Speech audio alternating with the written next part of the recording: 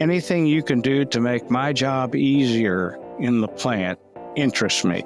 And anything that makes my boss happy too interests me even more. So tell me why your product is good for what I'm trying to accomplish.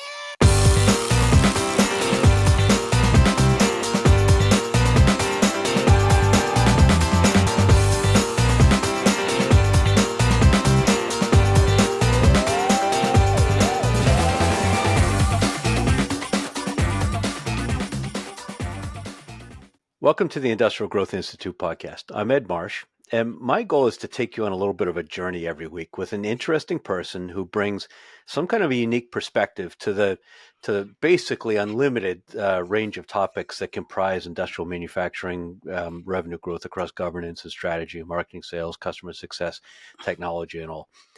And, to some extent, it's always about trying to help translate jargon into practical and actionable concepts that can push the dots closer together between the way industrial manufacturers go to market and the way their industrial buyers buy.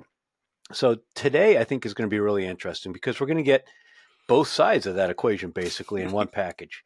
Steve Maurer is a longtime doer. He describes himself as being born with a tool in his hand. He has a strong industrial pedigree. He's owned a commercial cleaning company. He's a licensed industrial maintenance tech. He's a maintenance mechanic. He's held a boiler operator license for 40 years. He's taught many industrial safety courses. He's well versed in common safety regulations. He's worked as an electrician in food manufacturing facilities. But after years of doing that maintenance work in food manufacturing plant, he got the itch to start writing and began extensive study with the American writers and artists to launch his latest career, his pivot as an industrial content marketing copywriter.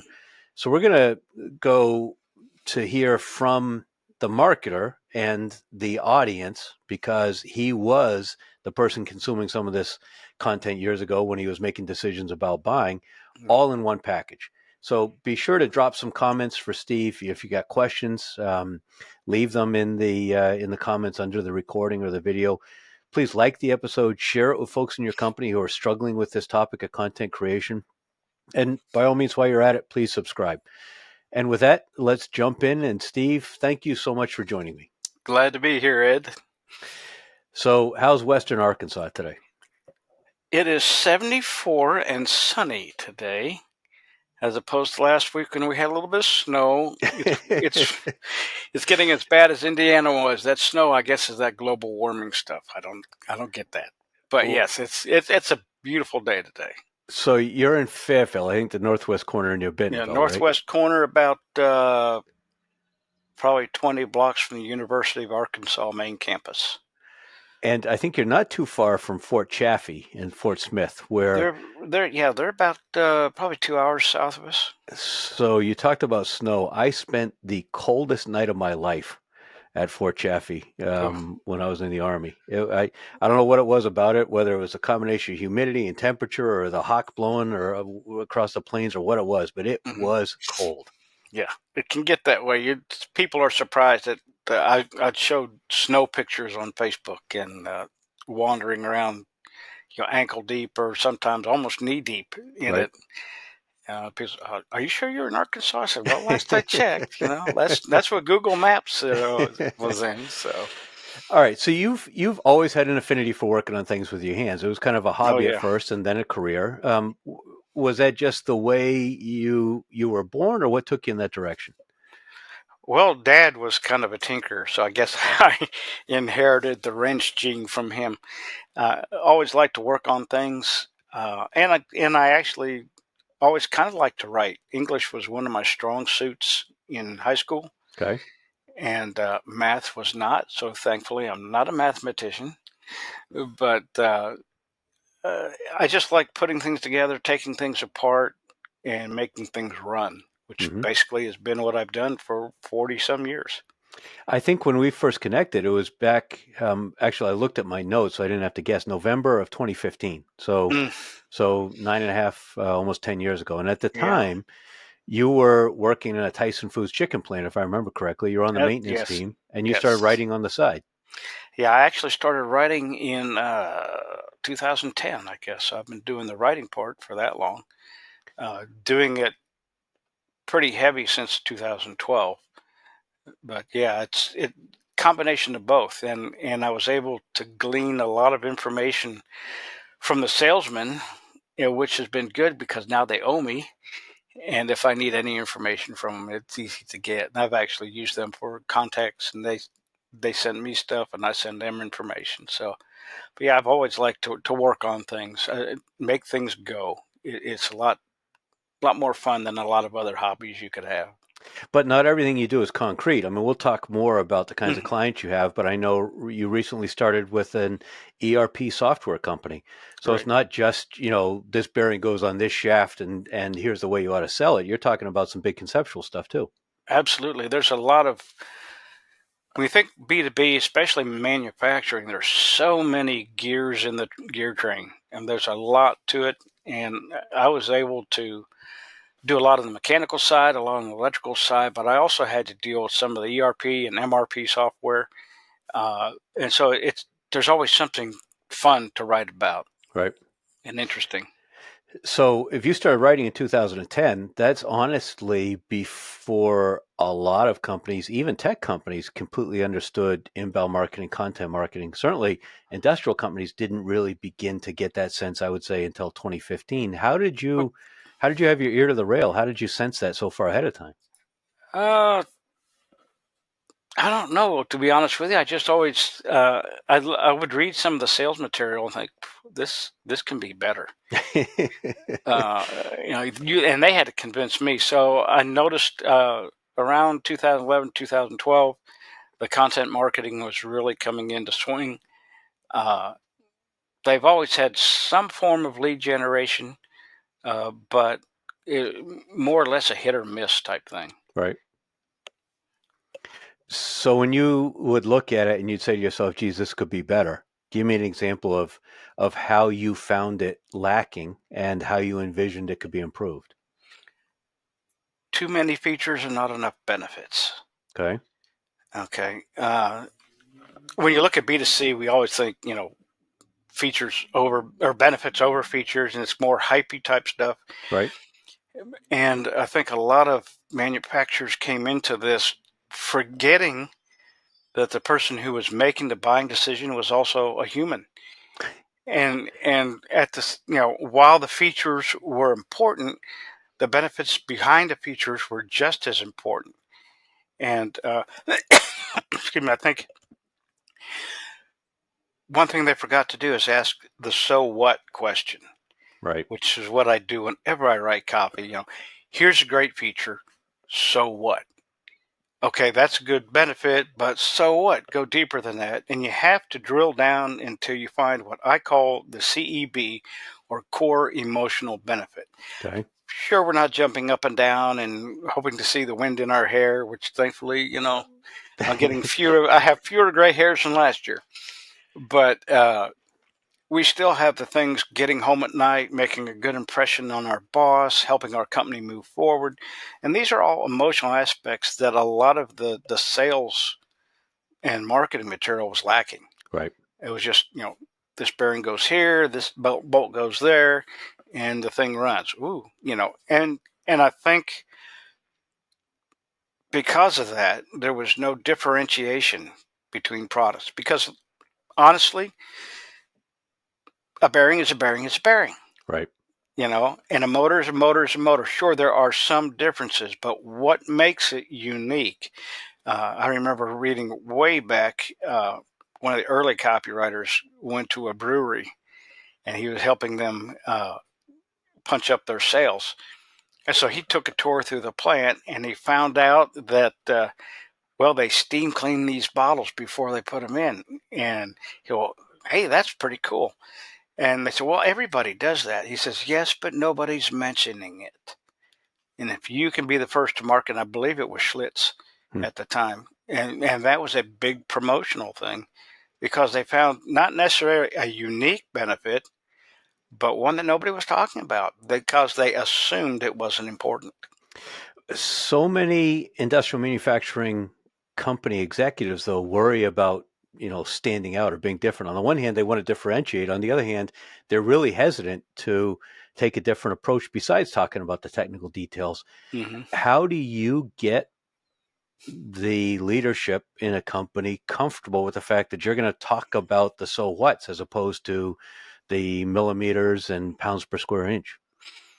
I think it's getting better. A lot of them are understanding that they have to get more granular with the emotional benefits if they want to be a market leader. And it's introducing them. A lot of them I don't think, really understand the buyer's journey. And so if they can understand that, how it goes through, then you can begin saying, hey, well, let's change this a little bit. You can't just wholeheartedly say you're doing it wrong. This is the way it's got to be done. You got to kind of ease into it. In fact, I had one company, and it goes right down to the language used. I was writing for a big safety gear manufacturer, and we were going to start up a blog for them.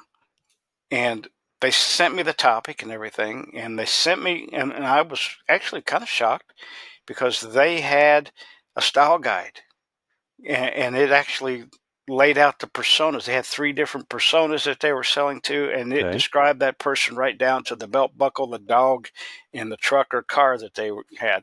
Okay. And it was really good, but it was very formal when it came to the language.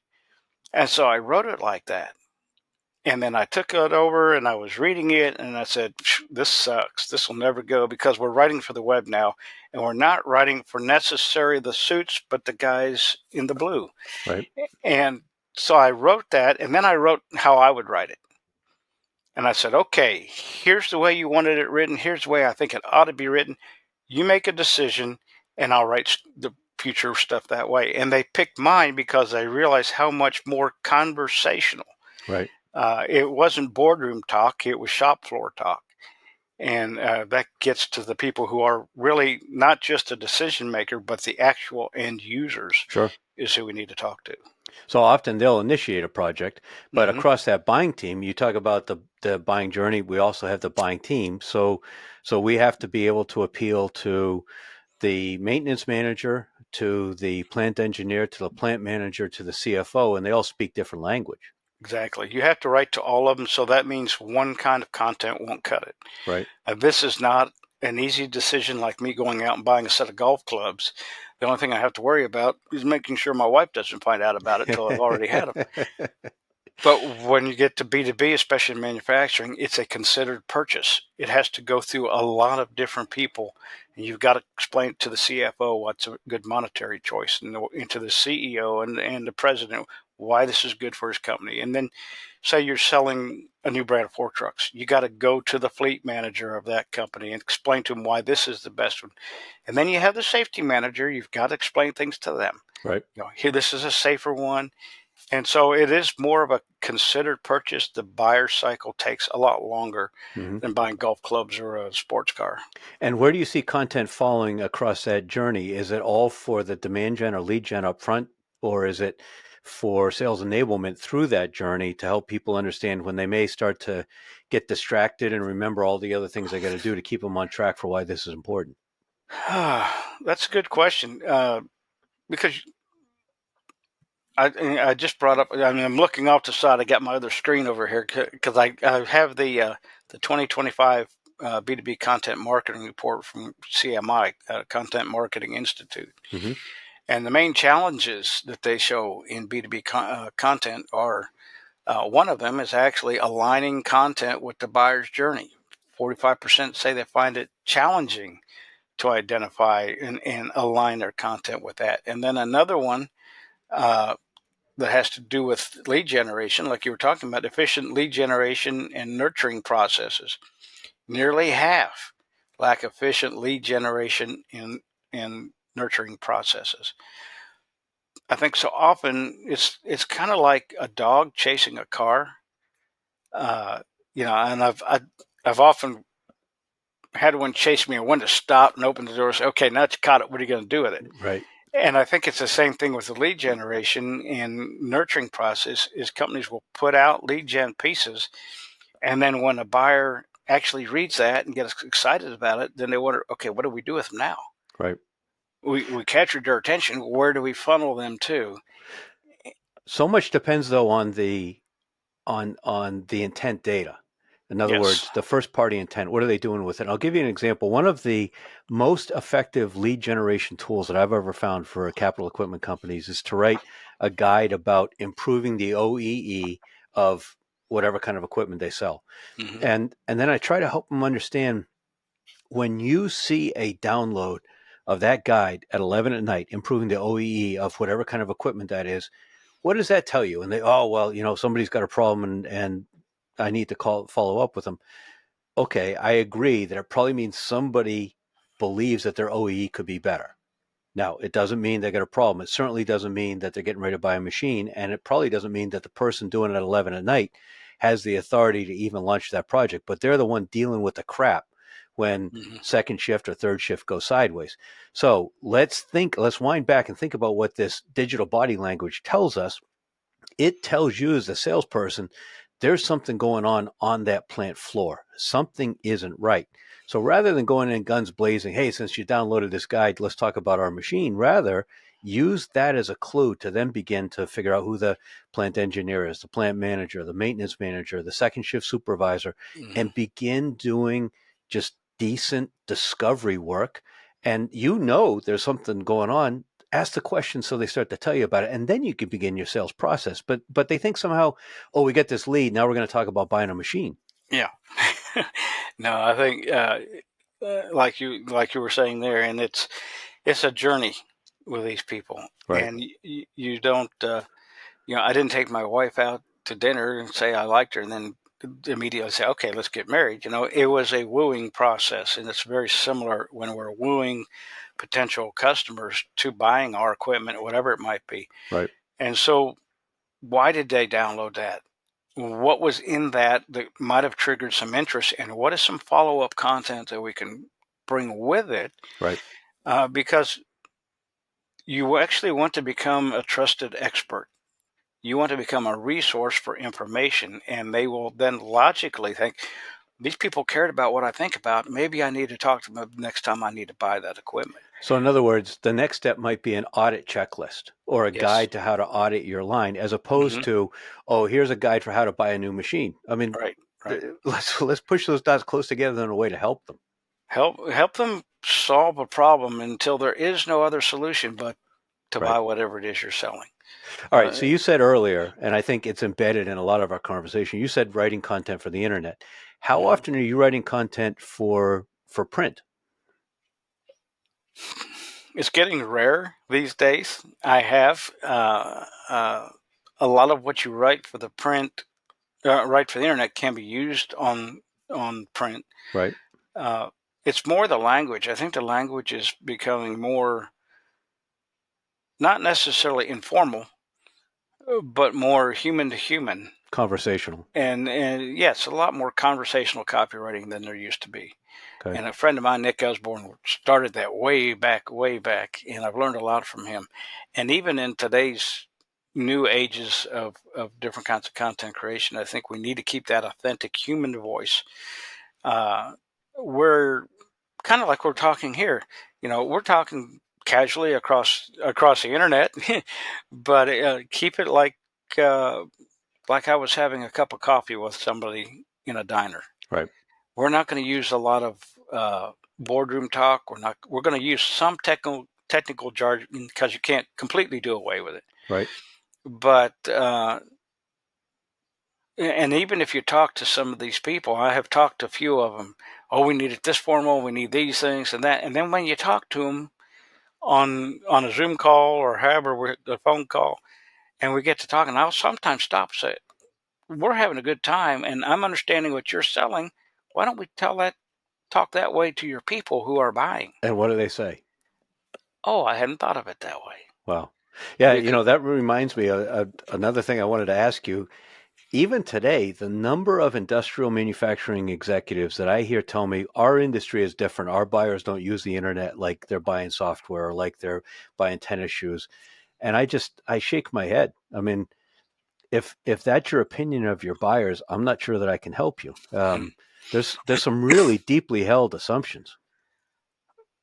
Whenever you assume, we know what that means. Yeah, for sure.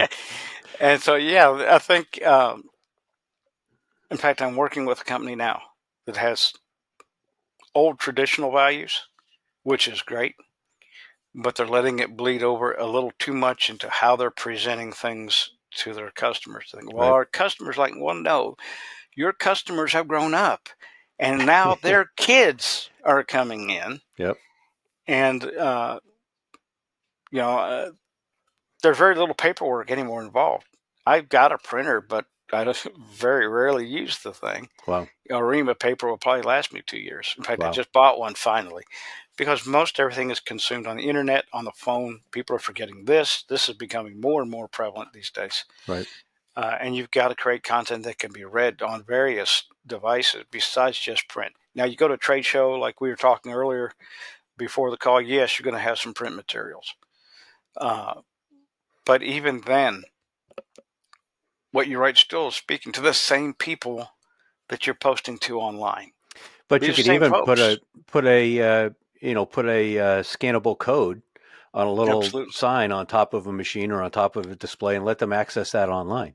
Absolutely. I remember when QR codes first came out, and then they said they were gone, and now you see them again everywhere. They're Right. all over the place, even Right. on TV. And everything, therefore, is trackable. I remember you couldn't, the big thing about direct mailing was it was traceable. You could track it back when they sent in the order card. When TV came along, well, they can't do that. Oh, yes, you can. If you think when old Frank Thomas is selling his Total T, if that text means something, Right. it lets them know when they were looking at it, what time of day, what program they were watching. So everything will go back to that. And then you can improve your marketing, find out when people are watching. So anything is like that. And QR codes are amazing. So let's go back a little bit to this epiphany that you had when you were turning wrenches, managing a maintenance team, doing that kind of work, and you would decide that there was something that could be better, and you'd go to look for information. We're talking after the yellow pages. You Mm-hmm. may still have you probably had an MSC catalog on your shelf. You may have had Thomas Register books, Mm-hmm. but how were you going about finding information early on? The internet was around back then. Okay. Not very well. Not like it is today. Right. But you had to find that information somewhere. And even the Thomas Register and some of these others had online services where you could actually look up. And a lot of it I had to do myself. Here's this company and their product. Here's a similar product. I had to figure it out myself. And one of my favorite books is by Steve Krug. Says, "Don't make me think. Don't make me think. Show me. Here are the differences here. Here are the differences there. Allow me to make an informed decision." That's the biggest thing. Is when we're doing our content and when we're doing our sales and marketing, let the buyer make an informed decision, not just kind of a hit and miss. So you said that you often advise companies that they have to dig into the so what. And I gather that as you were consuming content yourself in the course of your day job, that you weren't getting the so what. I mean, you connected those dots, you figured it out yourself. And so you were able to go find different bits of information. But at what point did you see that companies started to understand that so what more? Oh, it's probably been in the last 10 years, they're getting better at it. Maybe a little farther than that, but a lot of them are still uh, the type of copy I hate to write is some of these product descriptions that are just, you know, dimension A, dimension B, the hole's this big, your Right. shaft is that big. That doesn't tell me anything unless I'm just looking for something, on a bearing or a gear. You're probably not going to have a lot of content marking on. Nobody gets really super excited. But when you put that into a machine, now you have and the more complex the product you're selling, the more your content marketing actually has to explain that to your end user, to your buyer. So probably in the last 12 years, maybe I've been seeing companies getting better at it. I built my business for 10 years while I was still in the, turning wrenches and getting shocked. Right. And I was beginning to see a little bit better information coming our way. And now my boss, he didn't want to mess with it. He said, when the salesman comes, he says, you need to talk to Steve. He's the guy. He's going to make a decision anyhow. And so I would actually grill the salesmen. Some of them hated to see me, and some of them loved to see me, because then they all of a sudden began understanding their own product. Right. That's, I think, if your salespeople don't understand your product, and I think that goes clear up to CEO. Sure. If they don't understand the product, they don't know how to sell it. Obviously, you're not the typical Vassar or Smith College creative writing grad that you often find in some of these content marketing agencies. Can a content marketing agency really create viable content for industrial manufacturing or not? Absolutely. So how would they do that? They've never been on a factory floor. They don't know righty tighty, lefty loosey. They don't know any of that. How can they possibly do it? They're going to have to, it's going to take some work. It's going to take some legwork. Now, some of them are going to have to get into the factory, get on the shop floor, and understand. They need to understand who they're selling for first, or who they're selling to, what their challenges, needs, and interests. I call them the C&I factors. What are the challenges, needs, and interests of the people that we're selling to? How do I address them, and how does my machine or piece of equipment or whatever I'm selling, how does that address these? So they're going to have to get their hands dirty, or find someone who can explain it to them, and then be open to understanding basically a different way of life. It's one thing to sit behind a computer with a pen and paper and write stuff. It's another to be on the factory floor and understanding, well, this is why that's important to them. Right. I know some companies that are doing an excellent job. One of the best, I think, that does that, it probably is Klein Tools. It happens to be my favorite tool to begin with. But they don't just build something and then sell it. They actually field test it. They take it out to the actual people who are using this as, is this going to fly? Does this help you in any way? And get field experience from that. And so I think some of the people who are going to write the content really need to get to at least talking with the people who are going to be the end users. I think so many times, well, not a whole lot, maybe. I'm being a little harsh there, maybe, but then again, I've seen it. They will build something they think is the next best thing since sliced bread, Right. and not really checked out the market to see if they needed a new way to slice bread. Sure.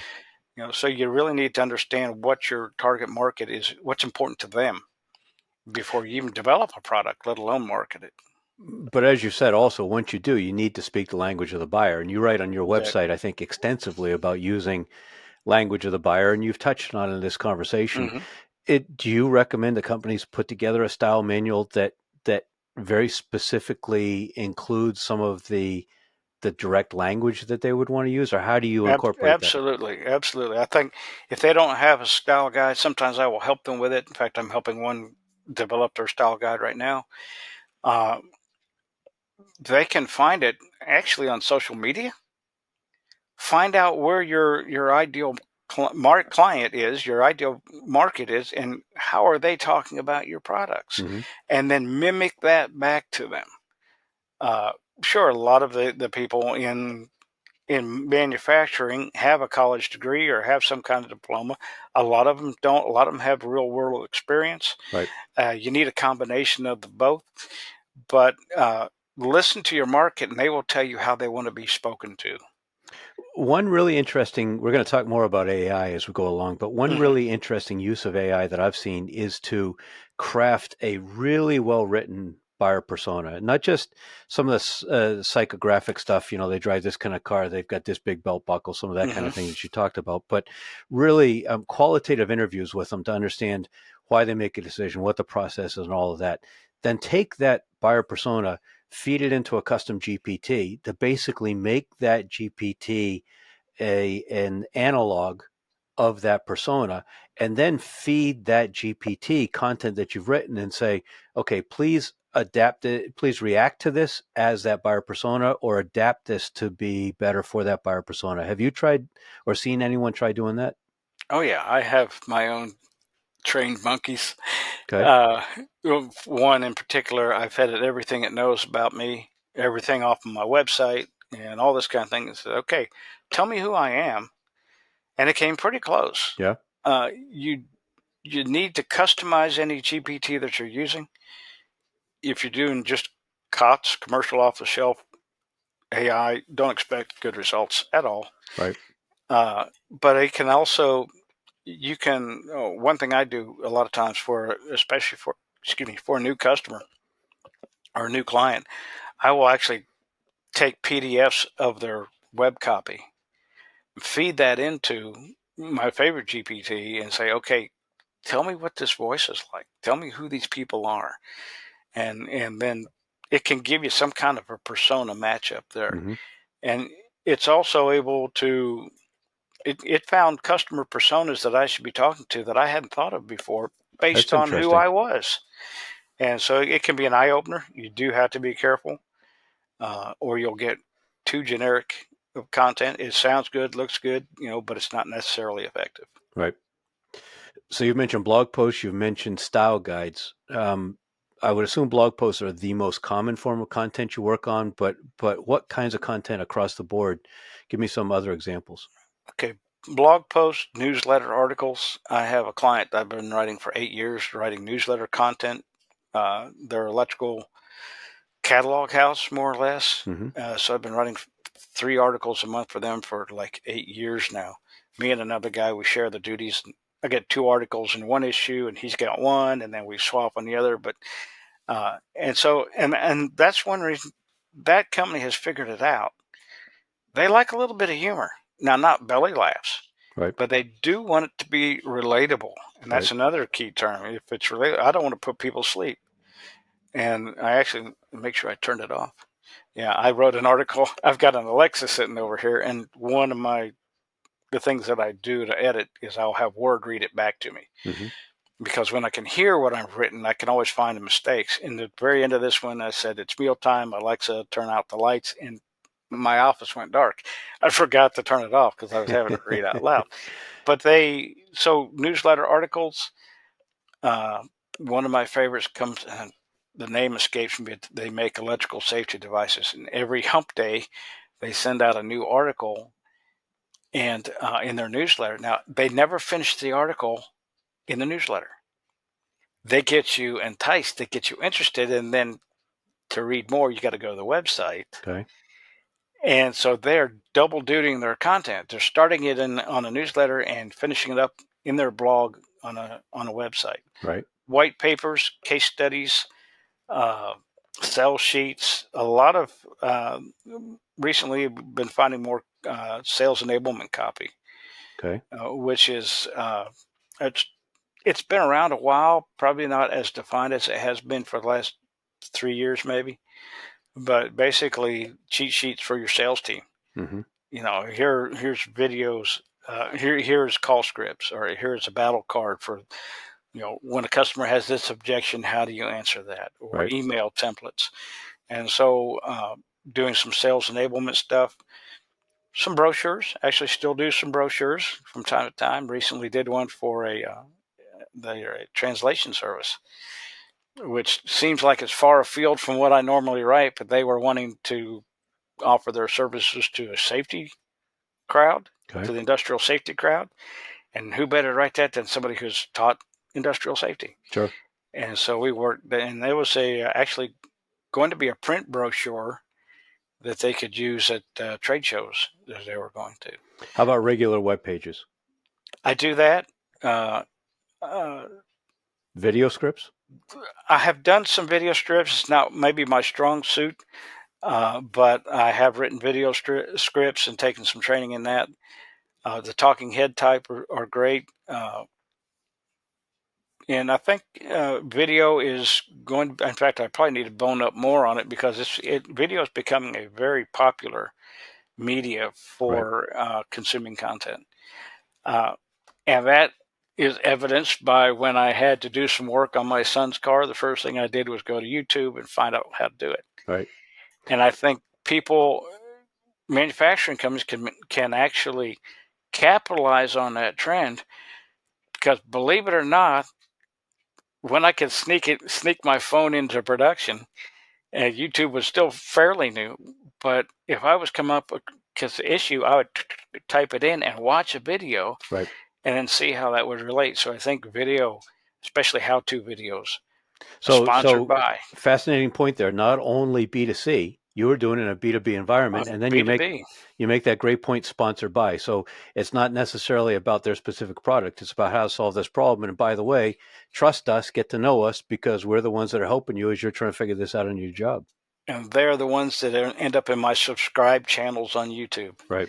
I have done that a lot, especially a lot of electrical videos and new products coming out. Right. And I ended up writing about some of them. I actually had one that came out near the end of last year, about new color coding for Romex cables. And I was used to the white and yellow and orange and black, and then they were adding in purple and pink. We had all the colors of the rainbow. And but I saw that from a video. Somebody was explaining the new colors coming out, and he wasn't even a salesperson for that company, but he was doing a good job of selling that product. And they coming out from Romex and Sarah Wire actually came out with those two, who are the two main, and that's more for consumer use, Mm-hmm. electricians wiring homes. Right. Because you don't use a lot of Romex in commercial. Right. But video is going to be a big thing. So if it's done right. Put video aside, because that hasn't been in your center of mass. Across all the other types of content you described, what do you think is the hardest one to write?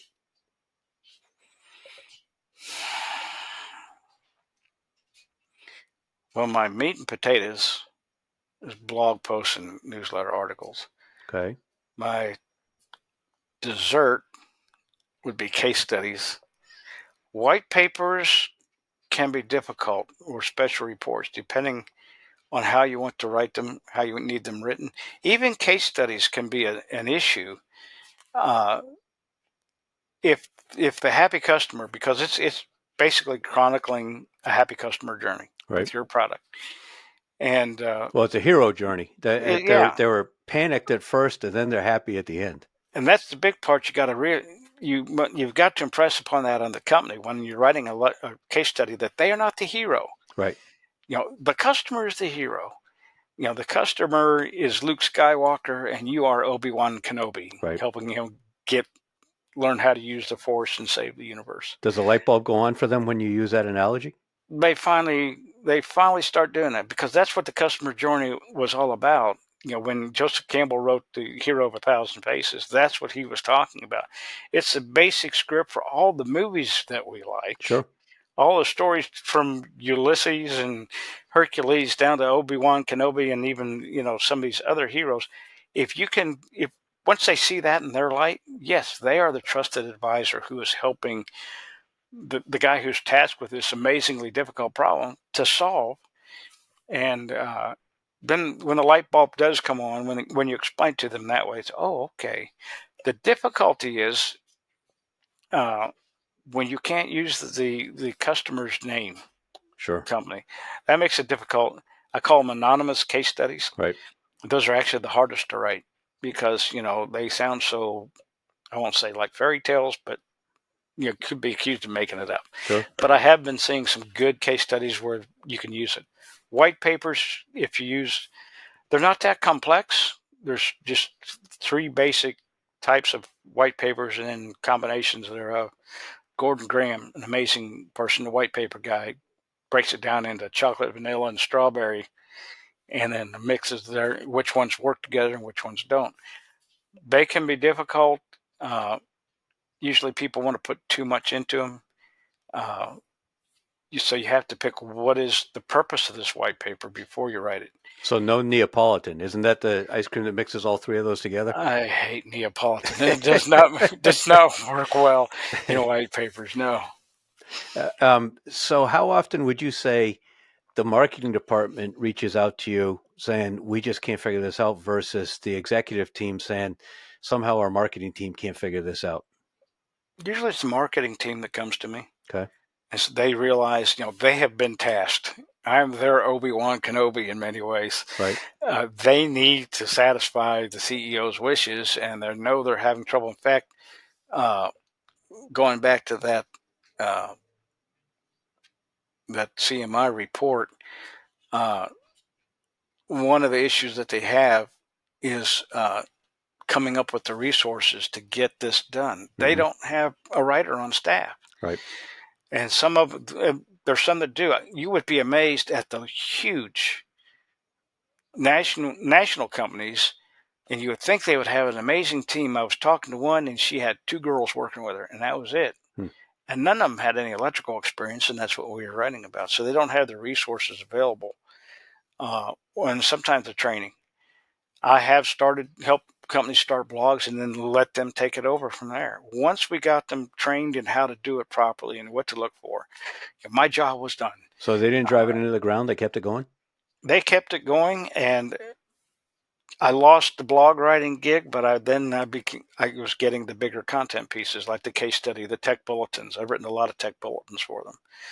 And if you're going to have an outside writer do work like that, give them all the information you can. We might be amazing with words, but we are not mind readers. Right. And we need to know what your product is. That's one reason I stick with what I know. I can understand the technical jargon that might bore other people to tears. That's why I was good in my job at what I did. Everybody else would just try to figure it out, and the first thing I did, we got a new piece of equipment and was read the manual. And on more than one occasion, I would have someone come, how'd you figure that out so quick? I said, well, on page 15, if you start reading there, and I kept PDFs of all the manuals. I was going to say, would you file the manual? Because most machines I know of, about 2 years later, no one's got any idea where the manual was. Absolutely. A lot of times now you can download a PDF, and I had a PDF of everybody. I would keep a spare copy. I'd take it home with me, and sometimes I would copy, use the old printer behind me, copy out the pages I need. Or if I had the PDF, I would print out the wiring diagram, and I would mark that thing all to pieces and then throw it away and print out a new copy for the next one. Right. But yeah, but when you take the time, that's how machine troubleshooting goes. When you take the time to learn your machine and what it does and what it isn't doing, you understand how to troubleshoot it and how to fix it. And it's the same thing with your marketing. If you take the time to understand your audience, what their challenges, needs, and interests is, and how your content is supposed to be addressing it, you can fix whatever marketing problem you're having, because you may not be addressing what they really need to know. Let's talk blog post length. 10 years ago, you could write 300, 400, 500 words, do a little bit of basic SEO optimization. Now, I think the statistics I see show that you need somewhere 2,000 to 2,500 words for a post to really do its work in terms of search and content lead generation. What's your experience been with that? Or you see that trend happening? I'm writing longer blog posts. Mine usually, when I send somebody my creative brief, I say, tell me how long you want this to be, but if you don't tell me, it's going to be between 1,200 and 2,000 words minimum. Okay. Because you can write for SEO, but you also have to write for the human factor. So it's got to be enough in there. It was years ago, somebody said, how long should a blog post be? I said, well, long enough. Right. And I said, the right answer is long enough to tell a story, but not enough to bore them to tears. But for SEO, yeah, you have to have a little bit more in there. And unfortunately, SEO is getting more difficult because there's a lot of, if you Google anything, what is the first entry that comes up? Google's answer. Their AI-generated answer. Right. But I think you have to have enough. 2,000 words is probably a walk in the park anymore. When I started writing for the newsletter years ago, they wanted 350 to 400 words, and it's now, most of mine are well over 1,000 words to get the topic structured. And I've added a few things in the way that I close them out. There's just not a conclusion, and here's why you should buy our product. That's that's not going to fly. But 10 key takeaways from this, or 5 key takeaways from this article, because there are 3 places that a reader's going to go on a blog post. They're going to read the title. If that interests them, they might read the first paragraph, and then they're going to look at the end. And if I can bring those 5, 6, 7 takeaways, then they can go back because they'll match what's in the article. Right. Is this worth my time and effort to read? On your website, you've got a project discovery form, and you ask for an approximate budget, and the options range from $500 to $50,000 for a project budget. What do most middle market industrial manufacturers spend on content every year? Do you have a sense? Not just with you, but overall. I don't think there was any in there. A lot of it depends on the complexity of their product. You're not going to spend a lot maybe on a motor, but you will on a machine. And I don't see anything in here. Let me ask it. What is the average spend?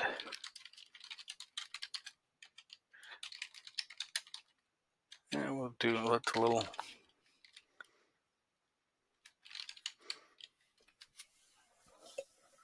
But I'd say, $20,000, $30,000, $40,000 at least. How often does somebody check the $50,000 box in your form? They don't. They're there for me. They're red, yellow, and orange flags for me. Right. Very few people. The only ones that'll check the $50,000 are the ones that are going to try and sell me something. But I love the fact that you're setting an expectation with it. I mean, what you're doing is saying, hey, if you think that writing content is something you can get done for $250 once every 6 months, you're probably mistaken. Maybe we have a quick phone call, but let's recognize that this needs to be a legitimate business investment. I love the way you set that expectation. Well, it is setting them up to know that I'm not cheap. Right. And it's also letting them know that they can't afford cheap. That, if they're going to go to someplace, some of these other content mills, which is where I started. My very first article was about a carpet seam iron and how to use it. And I got $4.95 for it. A lot of people are still looking for that kind of content. I don't do that anymore. Right. Most people don't have an idea when I talk to them how much they actually want. Right. So I'm setting up to know that, you're not going to get away with $5, $10, $20 because your content is more important than that. Sure. You've got to relay that's just not for me. I mean, this is how I make a living. But your content is valuable because when it comes down to it, what is a new customer worth to you? And so the effort, the time, money, and effort you put into your content should address that. So you have these conversations where you explain to people that, geez, you're not speaking in a voice, you're not producing content that's going to resonate. You've shared a couple instances where they were appreciative and open and took your advice. I'm sure that sometimes they push back and say, no, we know our buyers and they want this rigid, formal, traditional way of writing. How often does that happen? Occasionally. I don't work with hundreds and hundreds of companies. In a good year, because I'm loyal to my clients and they become loyal to me, 6 or 7 in a year, perhaps. And like I said, like the electrical company has been a client for 9 years, 8 or 9 years. The ones that are real hard sell, it's easy. I say, I'm sorry, then I can't help you. If you are so set in your ways that you're not going to be able to take advice, or I will write it as long as it's not unreasonable. And when it fails, I don't say, I told you so. I say, well, let's try a different angle because this is something new for them. Right. A lot of this content generation. And you know how we are. Right? It's the same way when I was talking to my dad and you tell me, no, you got to do it this way. And finally we come to an understanding this is what works best for our relationship. A lot of the really important knowledge is in the minds of people like the guy you used to be in your old career. And So it's not just writing, it's also journalism. You have to have an effective way to interview people to extract the information they may not even realize is important. It's just second nature to them. They think everybody knows it, but it's critically important. Um, how does somebody get good enough at interviewing to actually be able to extract that tacit knowledge from maintenance techs and service technicians and people like that? It takes some skills. Obviously, journalism is a great analogy, because you're going into a situation and you're going to find out what that situation is. So you learn to ask the questions, the whys, the hows. Why is that important to you? How does that work for you? If you could do something better, what would it be? If we could produce something better, I think if a marketer goes in to talk to, say, somebody like me when I was on the floor, and they say, okay, here's our product, this is a good fit for you, they should be asking me why I think it might be a good fit, right, and what I could do, what I would like to see to improve it. I think developing some of these customer relationships, social media is a great listening post. If they're creating blog posts, they can find out exactly what their people are thinking, and then they know the right questions. It takes a while. So where on social media do you think is the best place to listen to kind of maintenance, floor level, service technician kind of people? Do you use Reddit? Where else do you go? My main social media is LinkedIn. That's where I have more or less planted my social media flag as far as promoting my own self. A lot of the others are getting too noisy, especially in these days. There's not enough on there. But LinkedIn, any place where there's forums, where but that's promoting yourself as a writer. Yes. If you wanted to listen to maintenance managers talk about the problems they have, where on social media would you go to listen to them? Well, now in LinkedIn, you would search out, there's several good groups just dedicated to that, those topics. And it's not all full of people pitching stuff. There's legitimate conversation. There have been some that the best way to get answers is to ask questions. So you go into these groups, not promoting yourself, but asking questions. What is the biggest challenge you've seen today in keeping your production line running, for example? That's place. There's Reddit. There's what's the name? X does some, but you need to find groups of individuals on any social media platform, and then send out questionnaires too. I mean, a company should have a house list of emails. Send out surveys if you want to find out, and just let them know that honest answers are all that's accepted. We don't want to hear, what you think we want you to hear. Right. And so be honest in your surveys, and you can post these online or anywhere, but sending them out to a dedicated list is even better. Let's come back to AI. Obviously, it's significantly changed content. It significantly changed your writing process, I know from some of our conversations. Talk about how you used to do writing, how you do it now, and how AI has facilitated that transition. I still kind of write like I always did. That hasn't changed. Do you start with a detailed outline? I start with research first. Okay. I got to do some market research. And before, it would be scouring hundreds, tens, 20s, hundreds of websites one by one. Especially if I didn't know anything about the topic.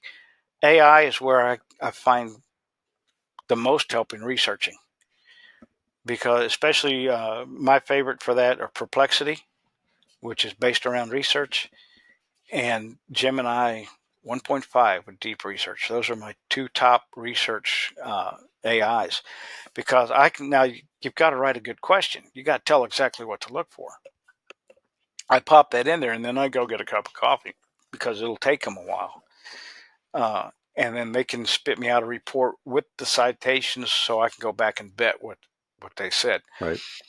Then I do take that research, and I turn it into a PDF form, pop it into another AI that I use strictly for outlining.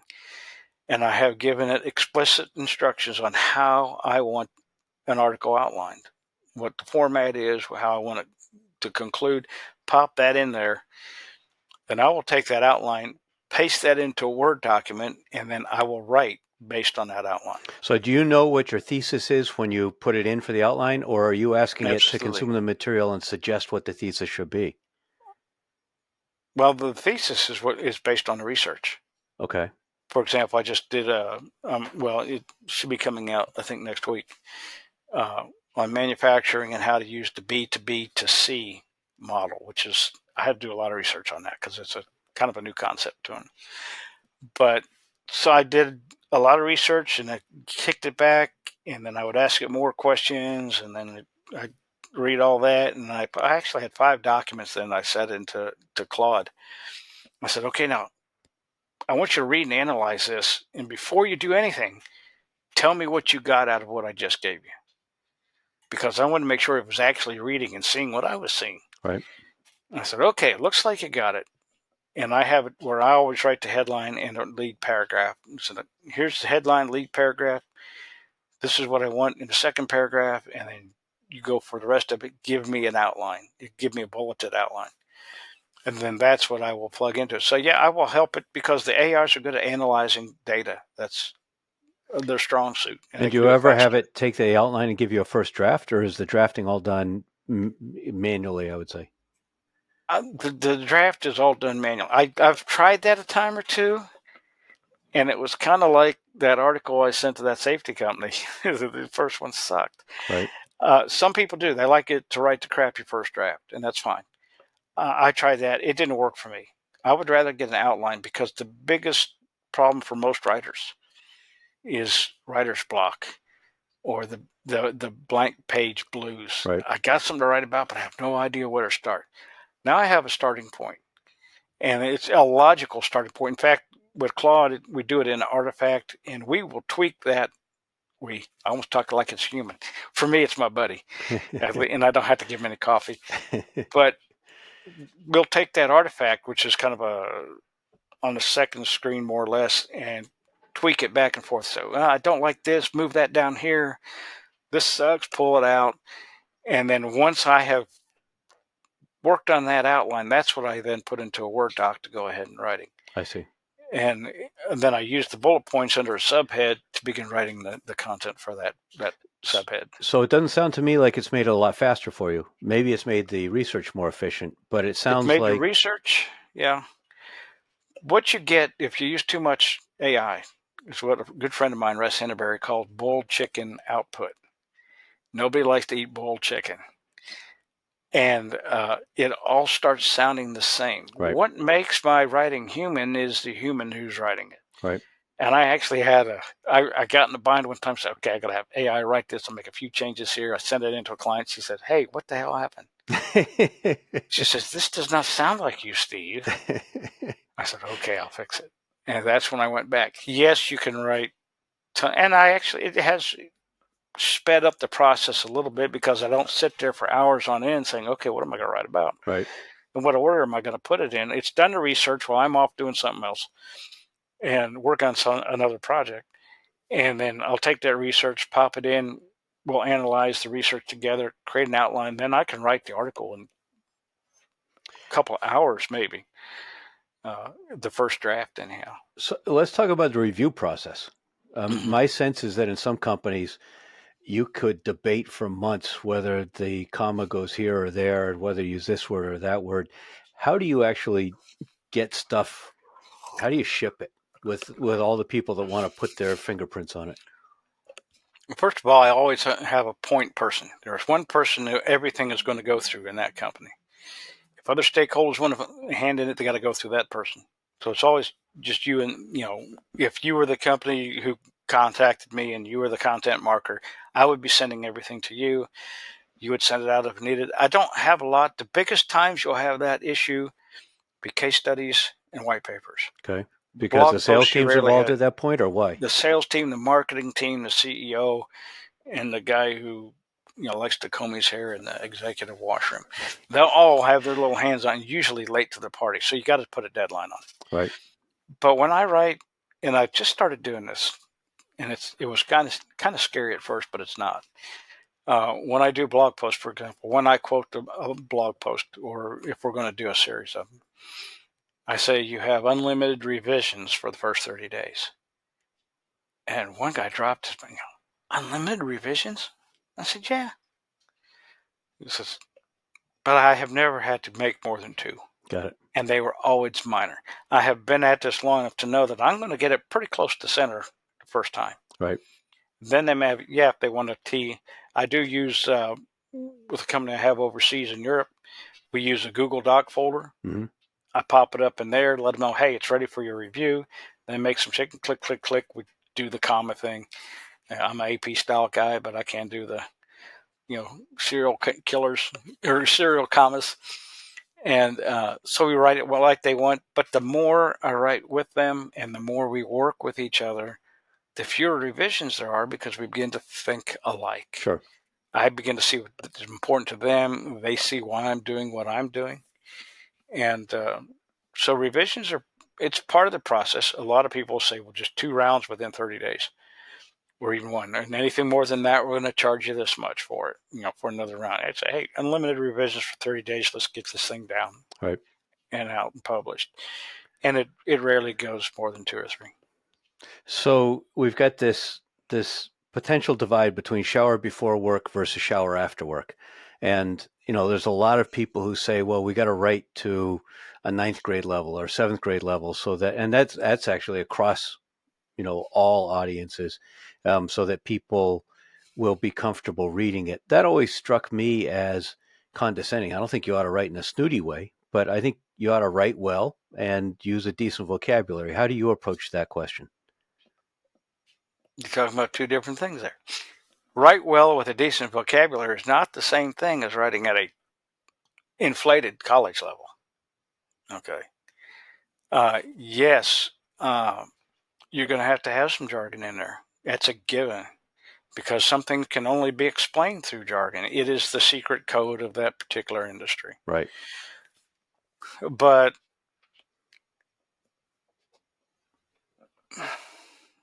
how do I put this?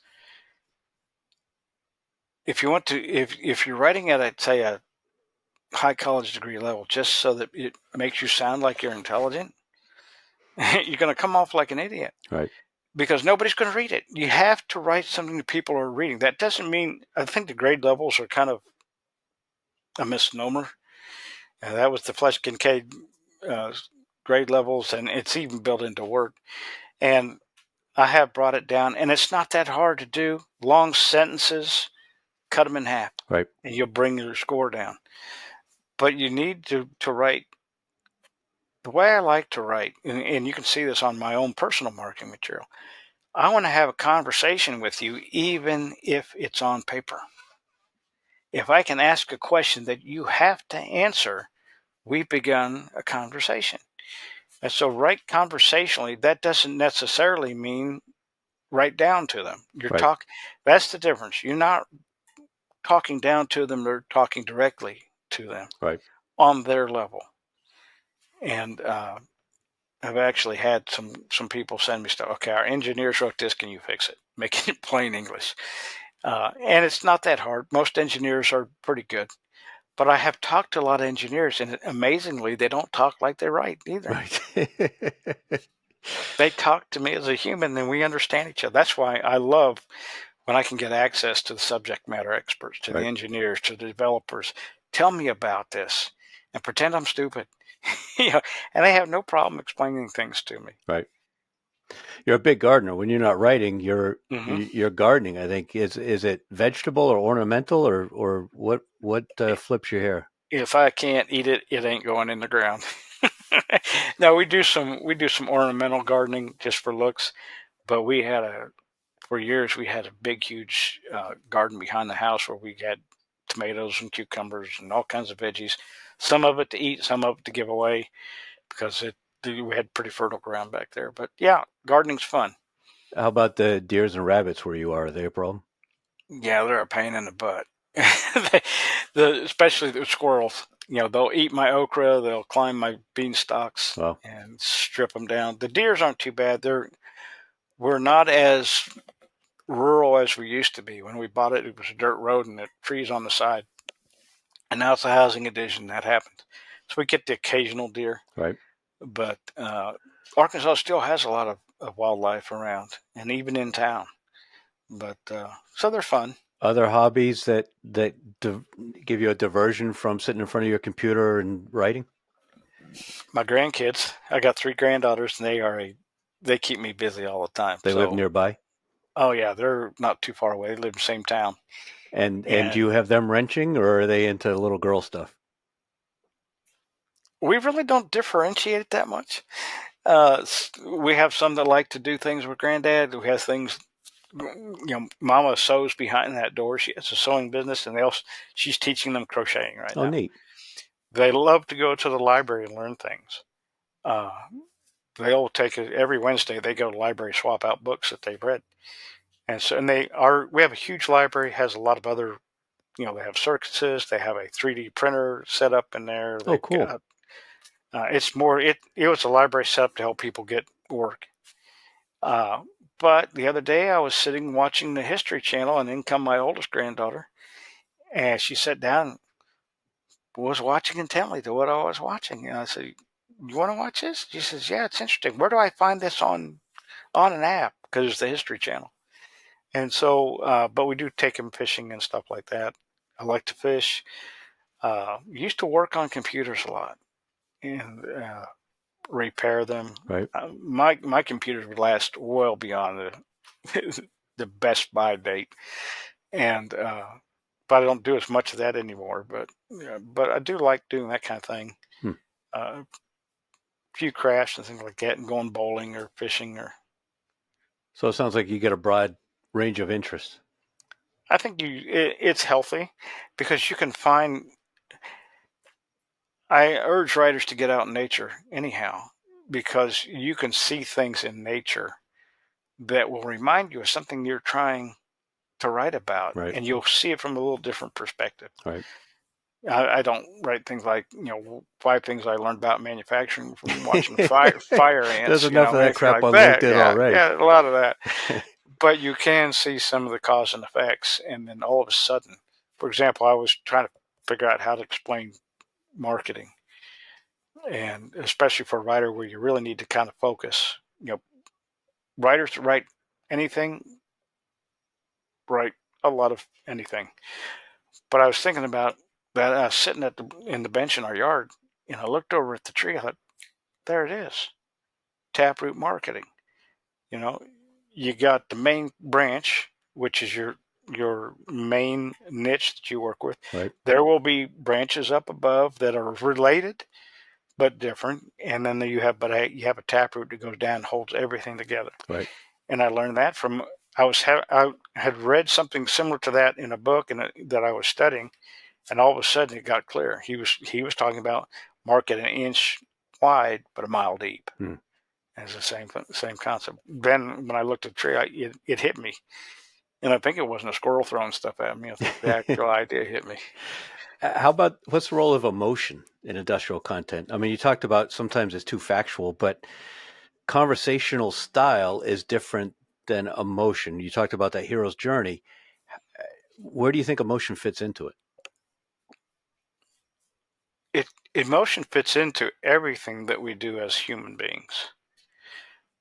Every human buys anything based on emotion, backed up by logic and reason. Okay, if you're selling, say, a software that does HR stuff,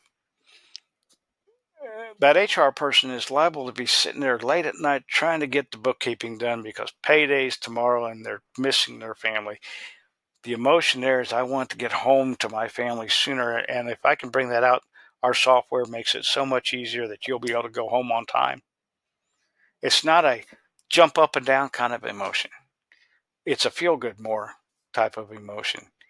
Or, not everything can be sold on emotion, but the basic concept is there has to be some emotional reason for them to want to change, or they won't. So we've done it that way forever. Why should we change now? Right. the status quo is a hard competitor. I heard it put a great way one time. Somebody said the compelling reasons to buy are things that you'll never find on a spreadsheet. Right. Right.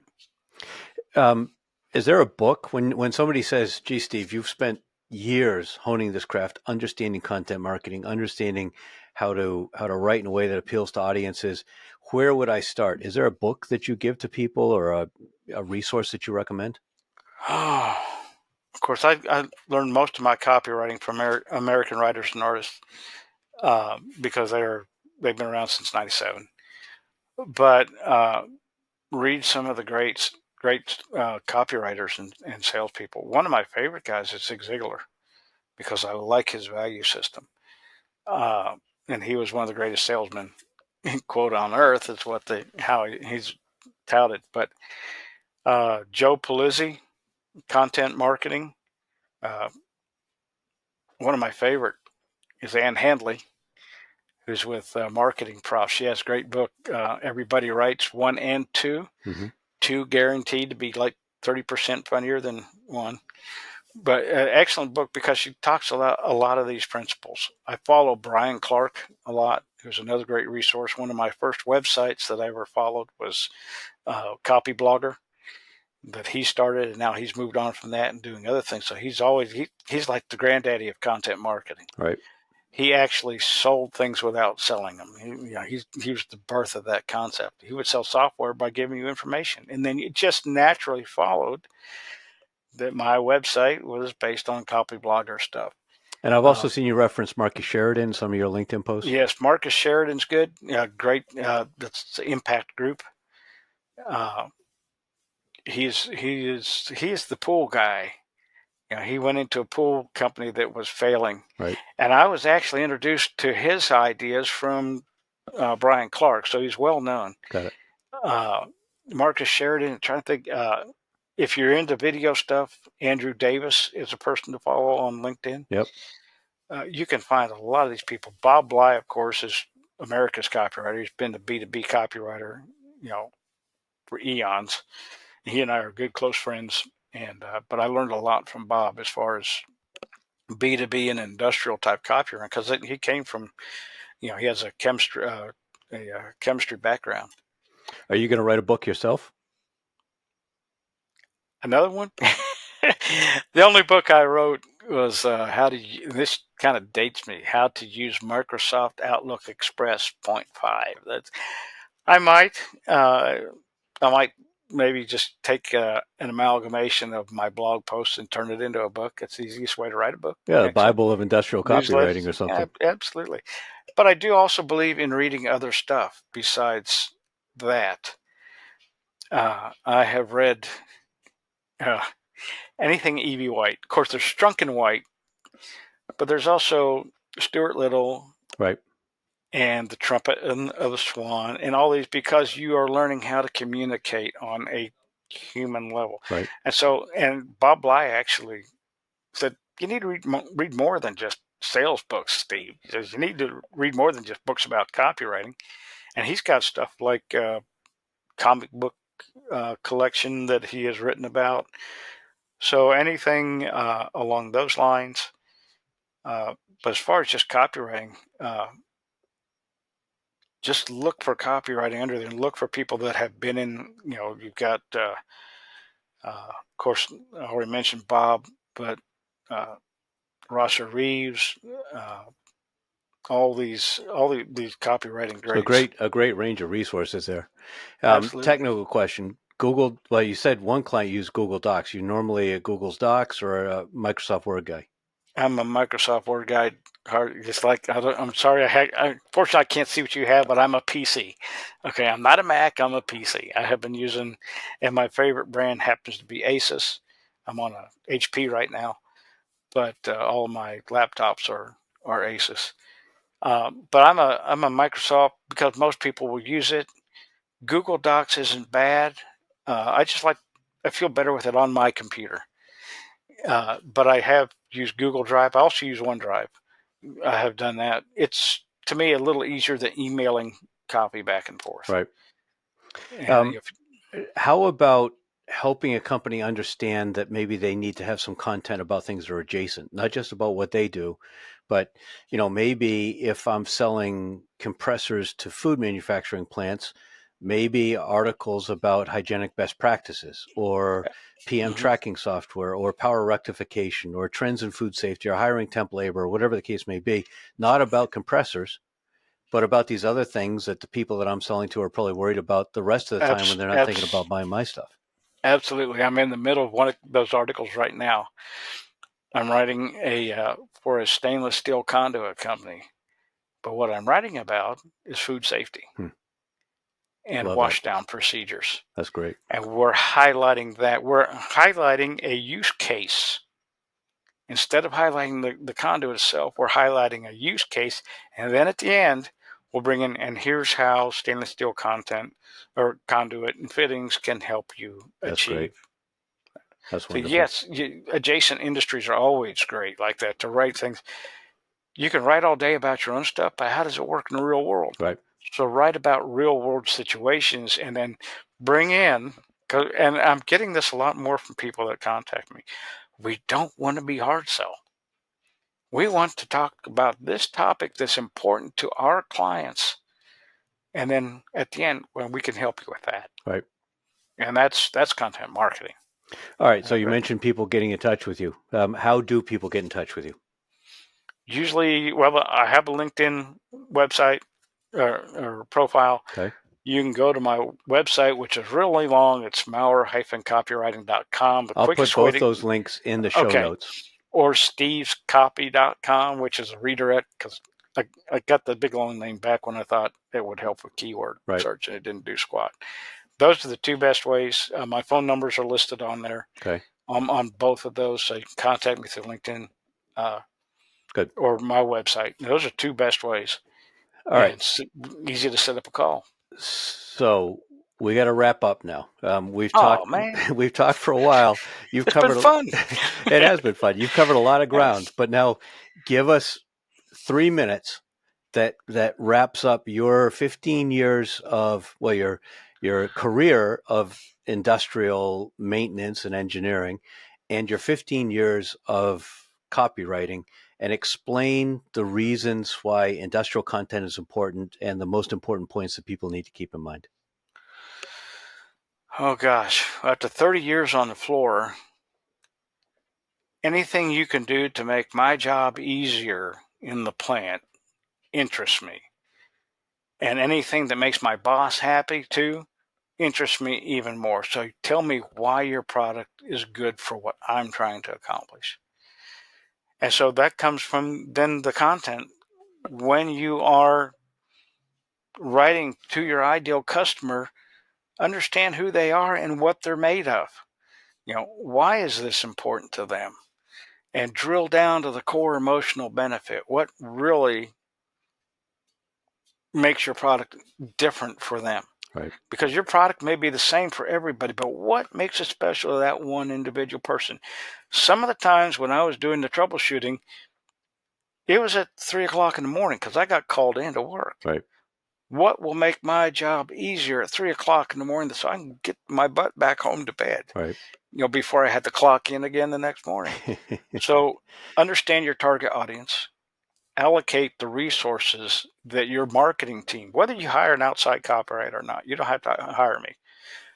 But you'll have copywriters, you'll have content writers in your business. Make sure they have the resources and the information and the backing to get the job done properly and talk directly to your ideal client. Will you ever just advise an in-house marketing team, not write for them, but coach them? Yeah. Cool. I can do that too. We can work out a strategic marketing plan, find out what exactly what direction they need to be going with that. Well, this has been a fabulous conversation, Steve. Thank you so much for your time. Well, thank you for having me here, Ed. And I hope everyone listening has found as much value in this as I have. Again, please be sure to like it, drop some comments, and by all means, subscribe. And I'm sure that this conversation, like many of the others, will really resonate with some of your colleagues. So if you know somebody in your company that needs to hear this, please share this episode with them. And thank you so much for joining Steve and I for this episode of the Industrial Growth Institute podcast.